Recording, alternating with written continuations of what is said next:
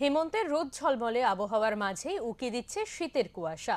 শীত শুরুর প্রাক মুহূর্ত থেকেই পর্যটকদের আনাগোনা শুরু হয়ে গিয়েছে বাংলার গ্র্যান্ড ক্যানিয়ন নামে পরিচিত গড়বেতার গনগনিতে।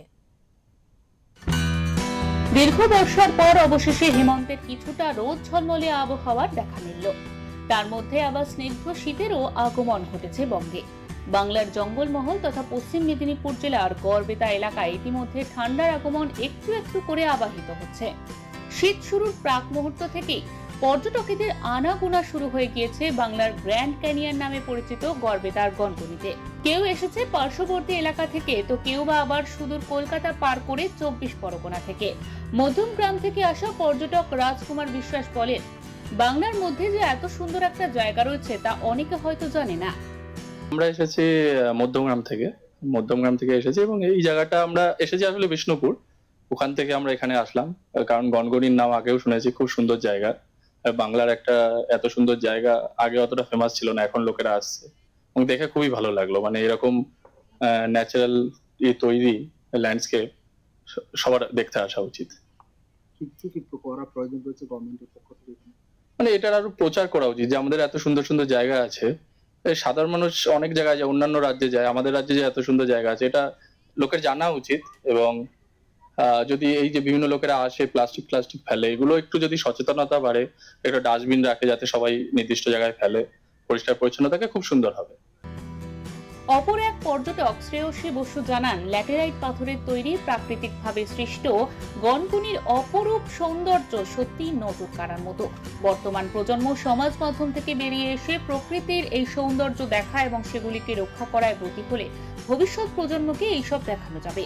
প্রশাসনের কাছে তার আর্জি, জায়গাটি নির্জন এলাকা হওয়ায় অনেক মেয়েরা একা একা আসতে শঙ্কিত হন। প্রশাসনের পক্ষ থেকে নিরাপত্তা রক্ষীর নজরদারির ব্যবস্থা রাখলে যে কোনো মানুষ নির্দ্বিধায় ও নির্ভয়ে গনগনির সৌন্দর্য উপভোগ করতে আসতে পারবে। খুব ভালো লাগলো, ভালো ল্যাটেরাইট পাথরের এখানে যে প্রাকৃতিক দৃশ্য দেখতে পাওয়া যাচ্ছে, খুবই ভালো লাগছে। ভবিষ্যৎ প্রজন্ম বা আগামী দিনে যে সমস্ত ছেলেরা সামাজিক মাধ্যমে বেশি এখন মেতে উঠছে, তাদের কাছে কি বার্তা দেবেন? সামাজিক মাধ্যমে যারা মেতে উঠেছেন তাদের কাছে একটাই বার্তা দেব যে তারা যখন এখানে আসবেন, এটা যেহেতু আমাদের বাংলার প্রাকৃতিক সম্পদ, এটাকে তারা যেন নষ্ট না করেন। বিশেষ করে এখন ফেসবুক বা ইনস্টা বা সোশ্যাল মিডিয়ার মাধ্যমে প্রাকৃতিক সম্পদকে যেন তারা কোনোভাবেই নষ্ট না করে। এখানে আর কি কি প্রয়োজন রয়েছে বলে আপনারা মনে করছেন? এখানে যেটা সব থেকে বেশি প্রয়োজন বলে আমার মনে হয়েছে সেটা হচ্ছে পর্যটন কেন্দ্র হিসেবে এটা খুব নির্জন। এখানে অন্তত সরকারের পক্ষ থেকে কিছু সিকিউরিটি ব্যবস্থা বা রক্ষণাবেক্ষণের ব্যবস্থা, যাতে মেয়েরা অন্তত একাকী আসলেও সুরক্ষিত বোধ করতে পারে, সেটা করলে ভালো। পর্যটক প্রতিমশীলের দাবি যেটা রয়েছে ভালো, তবে প্রশাসন বিষয়টির প্রতি নজর দিয়ে রক্ষণাবেক্ষণ করলে আরো ভালোভাবে সেজে উঠতে পারবে গনগনি। পশ্চিমবঙ্গের বুকে এক অপূর্ব সুন্দর ল্যাটেরাইট মাটির প্রাকৃতিক সৃষ্টি এই গনগনির সৌন্দর্য মানুষের কাছে পরিচিত হয়ে উঠবে। খুব ভালো, ভীষণই ভালো। প্রাকৃতিক দৃশ্য দেখার একটা আলাদা মজা আছে। আর এটা তো পুরোটাই ল্যাটেরাইটে দেখছি, আর খুবই ভালো। বইয়ে পড়েছি, দেখেছি, গুগলে দেখেছি, এবার এলাম, প্রত্যক্ষ করলাম, ভালোই লাগলো। আর কি কিছু করা প্রয়োজন রয়েছে সরকারের পক্ষ থেকে?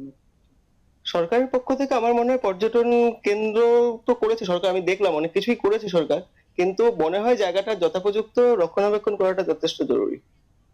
কারণ বাইরে থেকে পর্যটকরা আসছে, এটা যদি আকর্ষণীয় হয়, এটা তো আমাদের বাংলার কাছেই এটা বাংলার একটা হিডেন জেম।